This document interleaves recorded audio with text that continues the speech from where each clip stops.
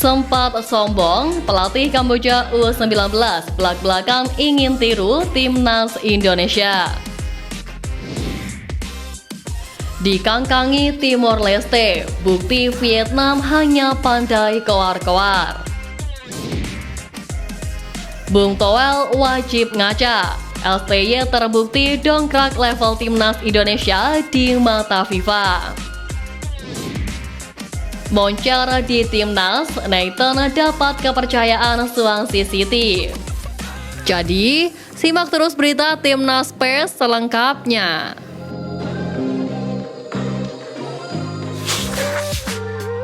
Sempat sombong, pelatih Kamboja U19 belak-belakan ingin tiru timnas Indonesia. Usai menjalani laga kedua grup A Piala AFF U19 di Stadion GBT Surabaya melawan skuad Garuda Nusantara, pelatih Kamboja Phaya Sopheaktra mengaku ingin belajar dari sepak bola Indonesia. Phaya Sopheaktra memang mengklaim sudah mempelajari kekuatan skuad Garuda berdasarkan pengamatan langsung yang dilakukannya saat Indonesia menang 6-0 dari Filipina. Jadi awalnya saya tertarik dengan sepak bola Indonesia. Saya melihat banyak, kita harus belajar dari Indonesia dan terutama permainan, kata Phaya Sopheaktra. Ia mengakui bahwa salah satu kelebihan Indonesia yakni dalam hal servis lemparan jauh ke dalam. Selain itu baginya, sejumlah pemain Indonesia memiliki kecepatan yang cukup apik. Tidak hanya secara individu, skuad Garuda Muda pun tampil cukup konsisten. Meskipun laga melawan Indonesia dinilai tak mudah, Phaya tetap mengapresiasi anak asuhnya yang bisa memberi perlawanan pada tim tuan rumah. Phaya mengatakan bahwa timnya memang hanya menjalani persiapan singkat untuk menghadapi Indonesia. Sehingga di laga pertama pun, Kamboja kurang bisa memaksimalkan peluang dengan kekalahan tipis dari Timor Leste. Selanjutnya, Kamboja akan menghadapi Filipina pada 23 Juli besok. Sementara itu, Kamboja sendiri sepanjang keikutsertaan turnamen bergengsi level usia ASEAN ini belum pernah lolos ke semifinal. Mereka hanya meramaikan babak penyisihan grup sebanyak 12 kali.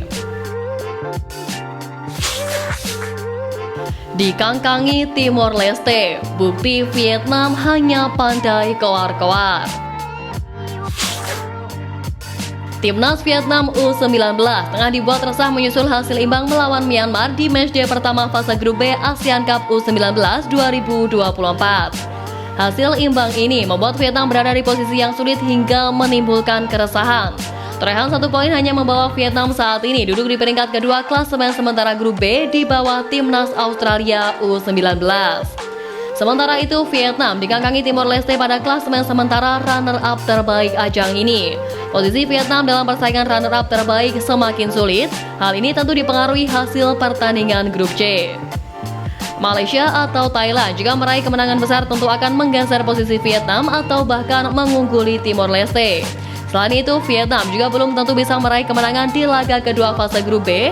Pasalnya, lawan yang akan dihadapi adalah Timnas Australia U19. Hua Hin-Vin selaku pelatih Vietnam pun terkesan pasrah. Ia belak-belakan tidak bisa menjanjikan kemenangan atas Australia di laga nanti. Pernyataan yang tidak bergairah dari Hua Hin-Vin itu disambut pesimis oleh publik Vietnam, di mana pelatih dianggap pasrah dengan keadaan. Jika Vietnam tersingkir prematur dari turnamen ini, maka wajah sepak bola negeri nasi sekali lagi akan tercoreng.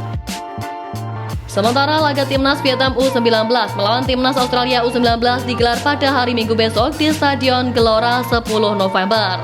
Menarik dinantikan siapa yang bakal mengemas 3 poin dan memastikan lolos ke semifinal ASEAN Cup U19 2024.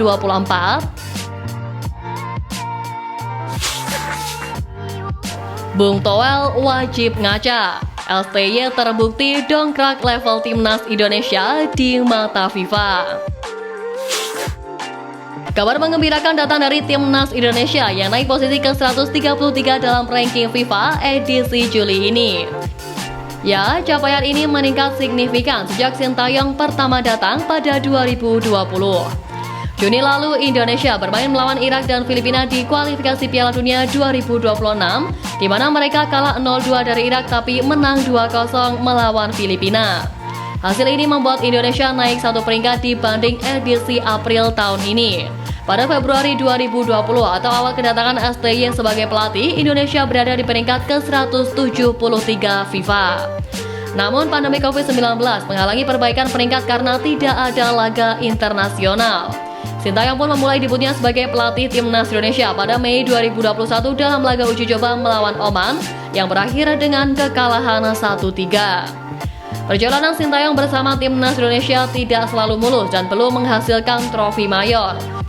Namun ada indikator positif seperti peningkatan signifikan di ranking FIFA, yang mana saat ini Indonesia berada di peringkat ke-133, naik 40 tingkat dari posisi 173. Bahkan Indonesia kini berada di peringkat ketiga di antara negara-negara ASEAN di bawah Thailand dan Vietnam.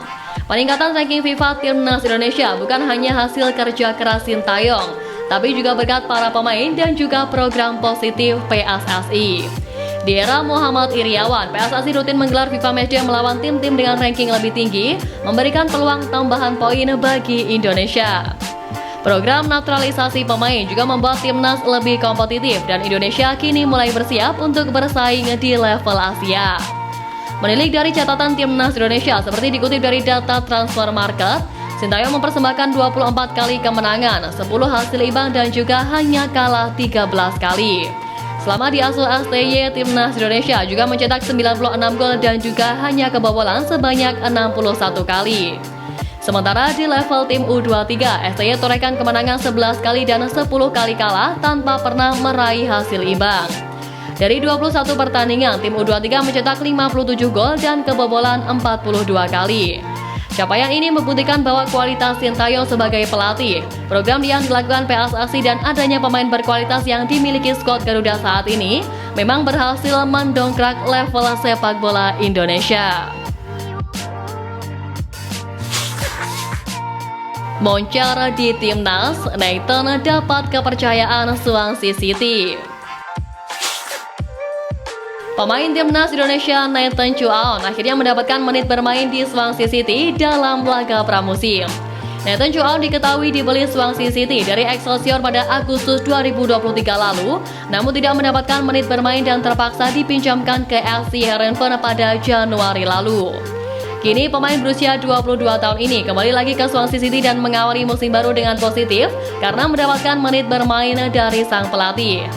Ya, momen ini terjadi saat pramusim Swansea City melawan Bristol Rovers.